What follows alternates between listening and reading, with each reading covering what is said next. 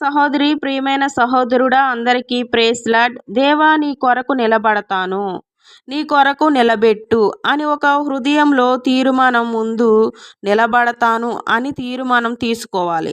నిలబడతాను అని తీర్మానమే లేకపోతే ఇంపాసిబుల్. మనిషిగా, మానవులుగా మనం తీసుకోవలసిన తీర్మానం మనం దేవుని కొరకు తీసుకోవాలి. మనం తీసుకున్న తీర్మానాలను స్థిరపరిచి అవును, ఆమెన్ అంటాడు దేవుడు. మనకి ఏ తీర్మానం లేకపోతే దేవుడు అంటాడు, నేను ఏమి చెయ్యలేను అంటాడు. కొంతమంది ఏదో ఒకటి ఇచ్చేయి ప్రభువా అంటారు. ఏమి ఇవ్వాలి నీకు?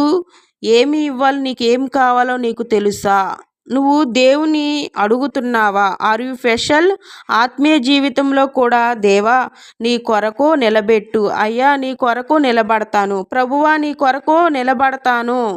నేను ఒక్క మాట తీర్మానం దేవునికి ఇవ్వగలిగితే, నేను దేవునికి ఒక మాట తీర్మానం ఇవ్వగలిగితే ఈ లోకంలో నువ్వు దేనికి నో చెప్పాలో నో చెప్పడానికి కూడా శక్తిని దేవుడు నీకు ఇస్తారు, సామర్థ్యం ఇస్తారు. హల్లెలూయా.